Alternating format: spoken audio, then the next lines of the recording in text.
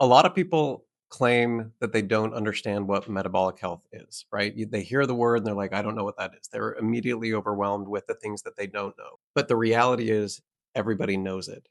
Here's an example. When people are going to their doctor, right, you go for a checkup, what are they actually checking? Your metabolic health. The metabolic health of the person in front of them. It's not a foreign concept. We just don't express it that way. We use different terminology for it.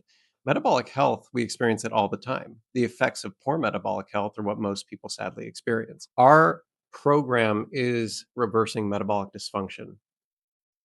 But rather than focusing on those specific terms, we focus on how it feels. I grew up in the '80s, loved cartoons, GI Joe, and I remember there was always that. Remember that public service announcement? Did you watch GI Joe? Okay, it was like the little PSA after the fact of something happened. Kids were playing with something, something explodes, and they're like, "You shouldn't do that." And it was like knowing is half the battle, right? And that stuck with me as a kid. Knowing is half the battle. Okay, so if the battle is against metabolic dysfunction, knowing is half the battle. And it's important for us to understand how we talk about and dimensionalize the problem. But quite frankly, people know it because they're living it.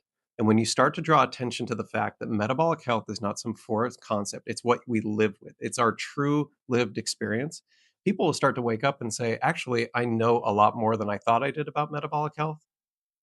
But sadly, it's because I'm experiencing poor metabolic health. Conversely, when people start to get healthy, what is actually happening? Their metabolic health is improving. The same is true when you get healthy. You start experiencing life differently, right? You feel different. You feel better. You feel more energized, right? You're less cloudy in your thinking. You're more structured. You embrace activities that you couldn't embrace before. Why is that? People say, oh, it's because I got healthy. But how did they actually get healthy?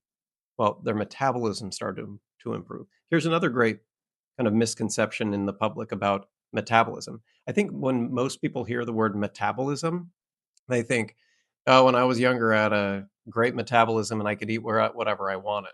That's actually not true, or it's kind of a half truth. You're only getting one side of it, which is controlling of energy expenditure, right? How efficient is your body at consuming the energy that it has, one, stored, and two, consumed?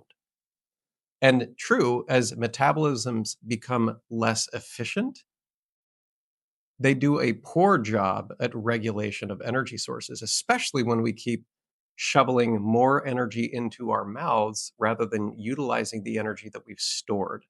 So, to be honest, Lisa, I don't think it's a difficult concept to explain once you express it into how people actually live and experience health. And it comes down to how they feel.